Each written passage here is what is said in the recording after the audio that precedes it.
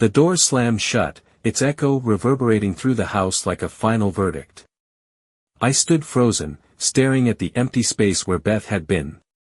The weight of the moment pressed on my chest, heavy and unforgiving. The silence was deafening, broken only by the soft hum of the refrigerator in the kitchen. Upstairs, our 3 children were asleep, their innocent dreams untainted by the chaos unraveling below. Beth was gone. I leaned against the counter, gripping its edge so tightly my knuckles turned white, as if the granite might somehow keep me grounded. My mind raced through the fragments of our evening, the heated argument, her defiant smirk, and the last glimpse of her walking away without hesitation. How had we come to this? Just a month ago, she was my wife, the woman I'd built my life with, my partner through a decade of marriage. A week ago, she was still the mother of my children, the woman I trusted to stand by me no matter the storm. Tonight? Tonight, she became a stranger, no, worse than that. She became a stranger who had chosen to share herself with another man. The enormity of it was suffocating. I sank into one of the kitchen chairs, burying my face in my hands. Her words replayed in my head, mocking me with their casual cruelty, "It's just one night. I'll be yours again in the morning." As if our marriage, our love, our family, could survive the wreckage of her selfish decision. Tears welled up, but I forced them back. Crying felt weak, and right now, I needed to be strong, for myself, for my kids. But no amount of resolve could stop the questions that clawed at my mind. What did I do wrong? Why wasn't I enough for her? How could she risk everything we'd built for something so fleeting? I looked at the staircase leading to the bedrooms. Natalie, 9, was the spitting image of Beth, with her dark brown hair and curious blue eyes. Emma, 8, with her quiet strength, often acted more like a second mother to her younger brother than a child herself. And little Mark Jr., only 4, barely beginning to understand the world. How would I explain this to them?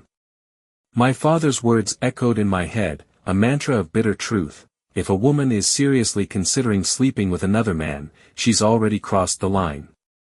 Beth hadn't just considered it, she'd walked through the door. I took a shaky breath, the taste of despair bitter on my tongue. It wasn't just the betrayal that hurt, it was the realization that the life I'd worked so hard to build was crumbling before my eyes. Beth hadn't simply broken her vows, she'd shattered the foundation of everything we were supposed to be. The clock on the wall ticked louder than usual, a cruel reminder that time wouldn't stop for my grief. My kids would wake up in a few hours, expecting their usual Saturday morning pancakes and cartoons. I had to hold it together, at least for them. Beth had made her choice, but I still had mine. I stood up, forcing myself to move, to think. The fracture she'd created wasn't just in our marriage, it was in my very sense of who I was. But fractures can heal, I told myself. They can be set, mended, made whole again. The question was, could I heal from this? As the first rays of dawn crept through the window, I made a silent vow. Whatever came next, I would fight for my children, for my dignity, and for a future that didn't include Beth's shadow. She might have walked away from us, but I wouldn't let her destroy me. Not completely. Natalie, can you help your brother with his shoes? I called up the stairs, trying to keep my voice steady. The morning light filtered through the blinds, casting stripes across the living room floor. My world was in disarray, but I was determined to hold on to some semblance of normalcy, for the kids, if not for myself. Natalie, my eldest, peeked around the corner, her dark hair falling over one shoulder. "Coming, Dad," she chirped, already halfway down the stairs. Her bright blue eyes, so much like her mother's, carried a spark of determination that reminded me she was wise beyond her 9 years. Behind her, Emma, 8, carefully guided Mark Jr. by the hand. My youngest stumbled over the last step, and Emma steadied him with practiced ease, her patience a stark contrast to the chaos swirling in my head. "Are we still going to the park today?" Emma asked, her voice tinged with hope. I forced a smile, trying to push the weight of last night's events to the back of my mind. "Of course we are," I replied, as cheerfully as I could manage. The kids beamed, their enthusiasm a reminder of what I was fighting for. Together, we piled into the car, Natalie helping Mark Jr. with his seatbelt while Emma fidgeted with her backpack. The familiar routine should have been comforting, but my thoughts were elsewhere. As I started the car, the sound of the engine humming to life couldn't drown out the questions swirling in my mind. How could I be their rock, their steady hand, when I was still reeling from Beth's betrayal? I tightened my grip on the steering wheel, hoping they wouldn't notice the tremor in my hands. The drive to the park was filled with chatter, their innocent voices discussing everything from their favorite cartoons to which swings were the best. I chimed in when I could, but my answers were automatic, my focus on the road and the overwhelming task ahead. When we arrived, the park was already buzzing with life. Children laughed as they ran through the grass, and parents sipped coffee from travel mugs, their conversations light and carefree.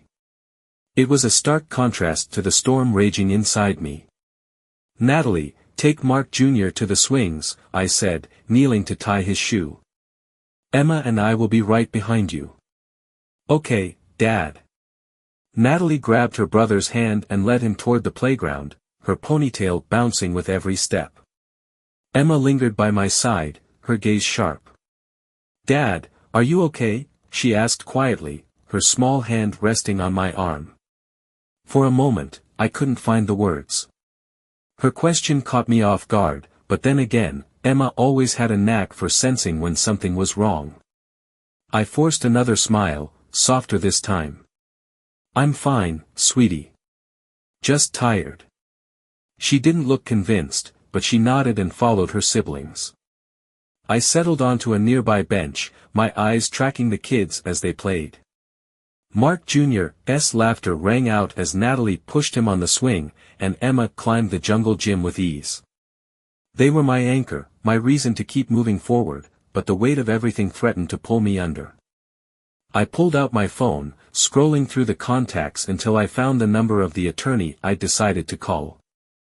The name felt foreign, a sharp reminder of the road ahead, divorce, custody battles, and rebuilding a life I hadn't planned for. As I hesitated, the sound of Natalie's voice broke through my thoughts. "Dad! Look how high he's going," she called, pointing to Mark Jr., who was giggling as the swing soared higher. I waved, mustering the best smile I could. "Great job, buddy." For them, I could do this. For their laughter, their joy, and their future, I would find the strength to rebuild what Beth had shattered. The pieces of my life were scattered, but as I watched my children play, I realized I had to start somewhere. And this bench, on this sunny morning in the park, felt like as good a place as any. The sound of shattering glass cut through the quiet hum of the afternoon, sharp and jarring. I bolted from the living room, my heart pounding as I rushed toward the kitchen. "Mark!" Natalie's voice rang out, filled with urgency. When I reached the doorway, I froze. The scene before me felt like an unwelcome metaphor for my life. Pieces of a shattered vase, the vase Beth and I had received on our wedding day, were scattered across the tiled floor, glinting in the sunlight like jagged shards of memory. In the middle of the chaos stood Mark Jr., his tiny hand clutching his arm, his face pale and tear-streaked. I didn't mean to, Daddy," he stammered, his voice trembling. Natalie hovered nearby, her book abandoned on the counter, while Emma peered around the corner, clutching a crayon. Both girls looked worried but stayed rooted in place, uncertain of what to do. "It's okay, buddy," I said, forcing calm into my voice. I crouched down to his level, my gaze locking on the angry red scratch running along his arm. It wasn't just from the vase. Whiskers, our ever-temperamental cat, had bitten him during his ill-fated attempt to climb onto the counter. The feline now sat perched on a chair, licking her paw and glaring at everyone as if she'd been the one wronged. "Let me see your arm," I said gently. Mark Jr. hesitated but eventually held it out, sniffling as he looked up at me with wide, tearful eyes.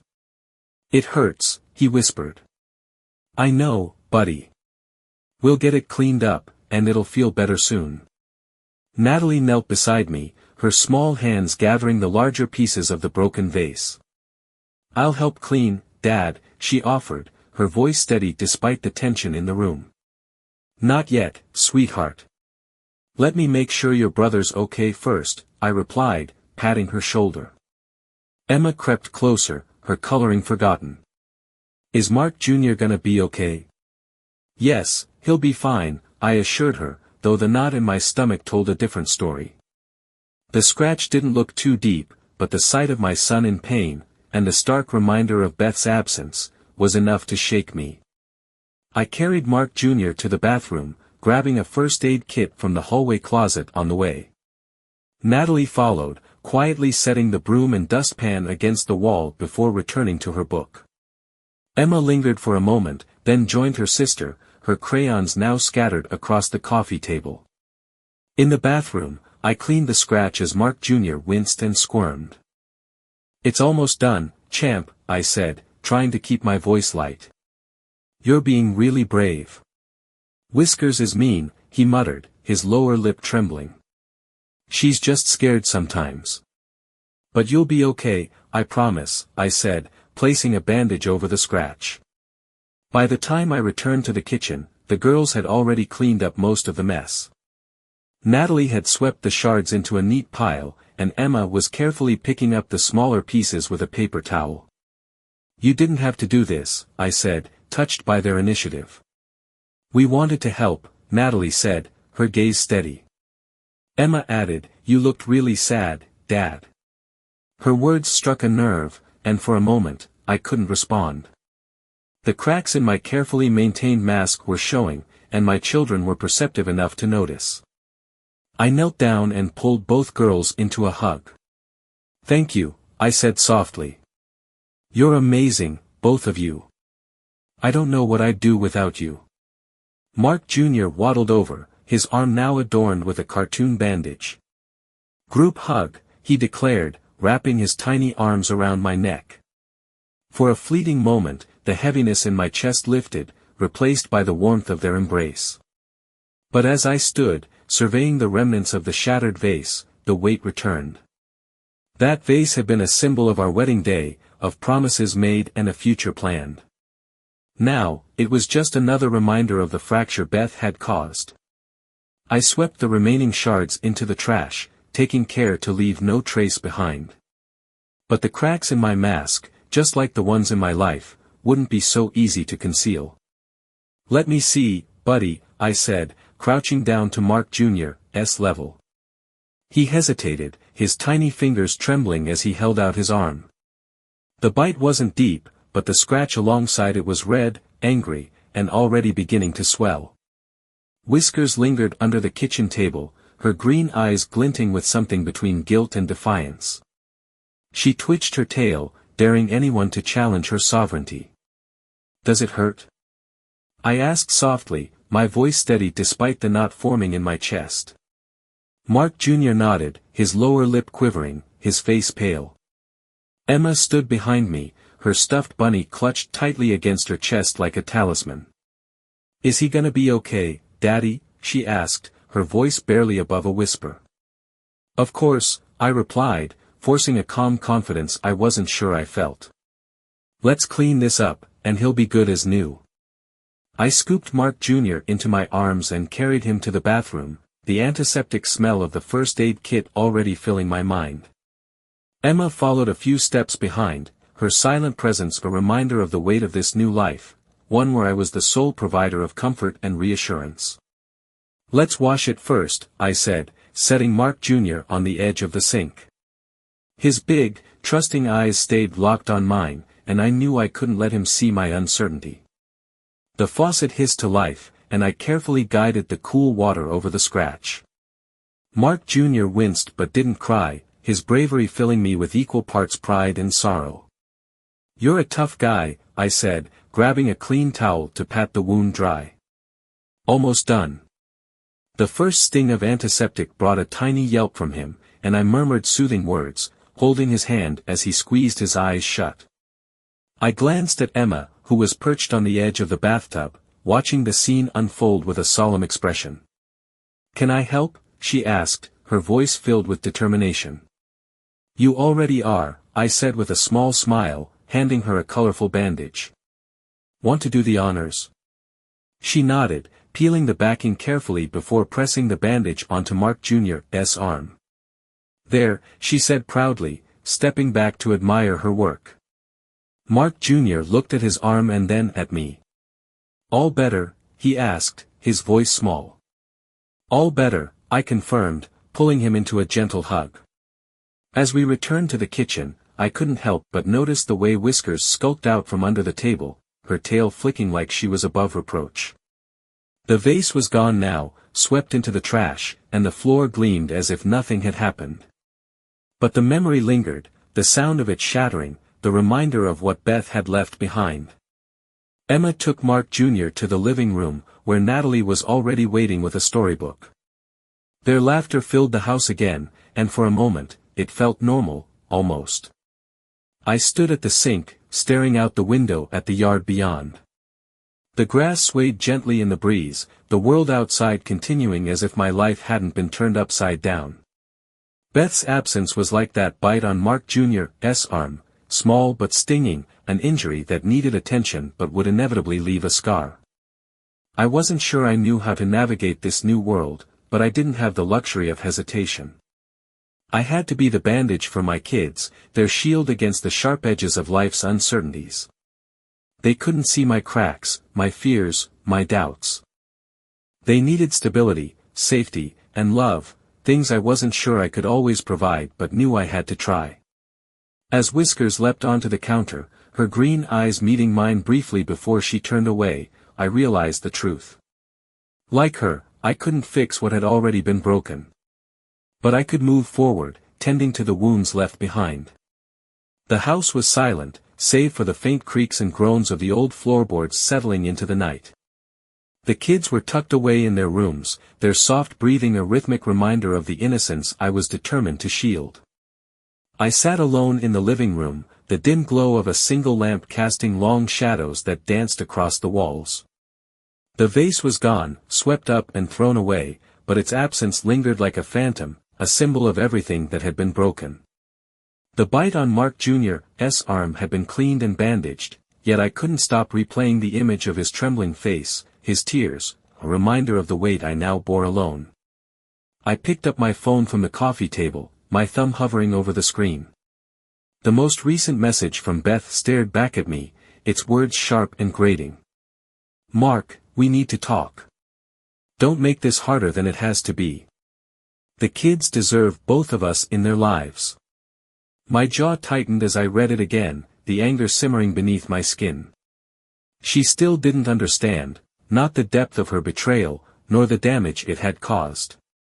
To her, this was just an inconvenience, a bump in the road that we'd eventually smooth over. She didn't see the cracks. I deleted the message without replying, my thumb pressing down with finality. Whatever she thought this was, she had made her choice. She had walked away from me, from us. Now it was my turn to choose. I leaned back on the couch, letting the silence wrap around me. The memories of our life together flickered through my mind like an old film reel, the laughter, the fights, the quiet moments when it felt like we were invincible. And then the party, the bowl of keys, and the shattering truth that nothing had been as solid as I'd believed. Beth's voice echoed in my mind, pleading and unapologetic all at once, "It's just one night." But it wasn't just one night. It was a betrayal that had unraveled the trust and love we'd spent a decade building. I glanced at the framed photos on the mantel. The four of us grinned back at me in one, taken on a beach vacation last summer. The kids were giggling, covered in sand, and Beth stood beside me, her arm draped around my shoulders. The woman in the photo looked happy, content, at least, that's what I'd thought at the time. Now, I wasn't so sure. Did she feel trapped then? Was she already dreaming of the kind of freedom that led her into another man's arms? I shook my head, trying to dispel the thoughts. Dwelling on the past wouldn't change anything. What mattered now were the 3 children sleeping upstairs, their lives irrevocably changed because of the choices Beth and I had made. My resolve hardened. I would protect them, no matter what it took. I would be their rock, their safe place, their proof that love could endure even when trust was shattered. I reached for a notebook on the coffee table and flipped to a blank page. The pen felt heavy in my hand as I began jotting down a to-do list for the road ahead. Contact attorney. Gather documents, birth certificates, financial records. Secure temporary custody. Find a therapist for the kids. Each line felt like a step forward, a way to reclaim some control in the chaos.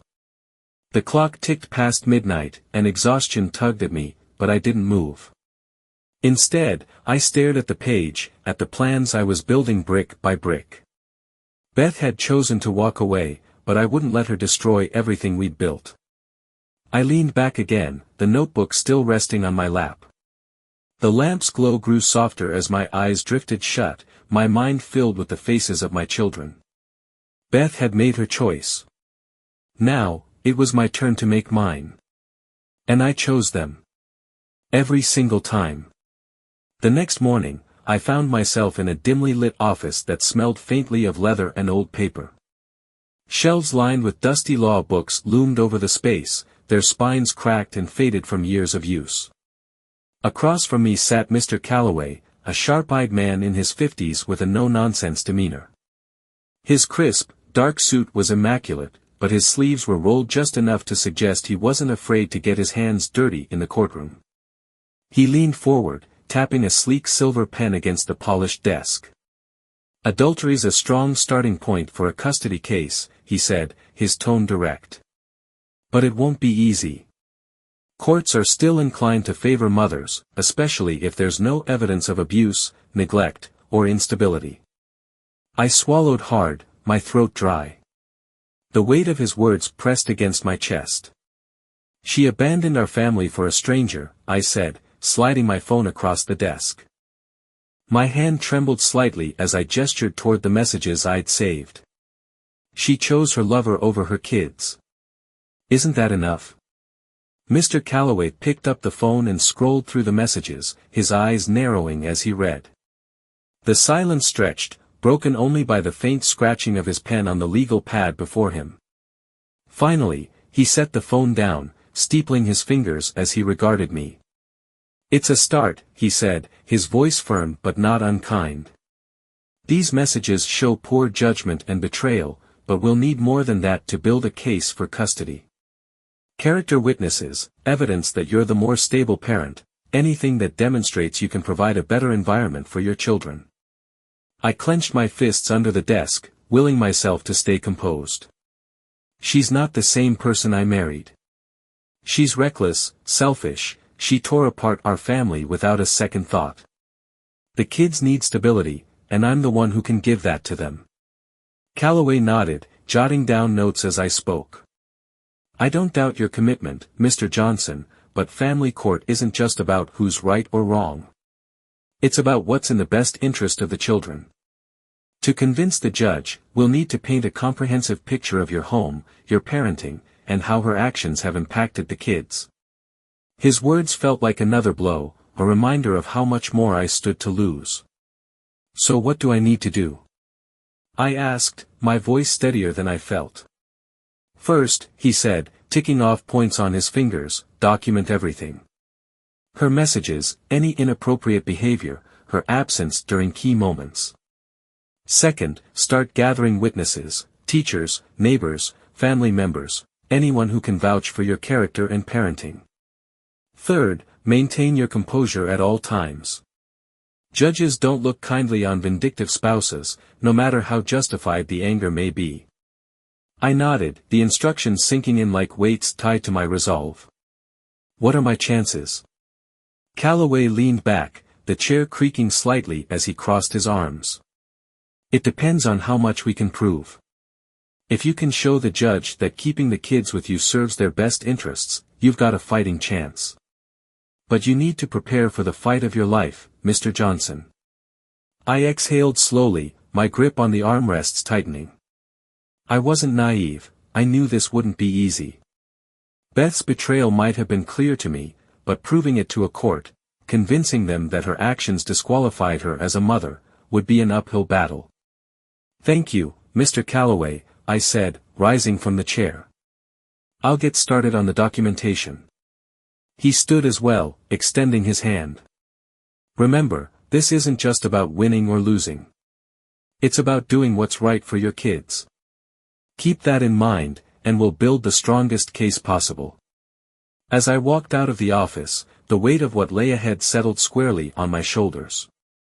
The sun was bright and unforgiving outside, a stark contrast to the somber reality of my situation. The road to protecting my children wouldn't be easy, but as I climbed into the car and stared at their picture on the dashboard, I knew one thing with absolute certainty: I would fight with everything I had. For Natalie, for Emma, for Mark Jr., I would be their rock, no matter what it cost me. Beth had made her choice. Now, it was my turn to make mine.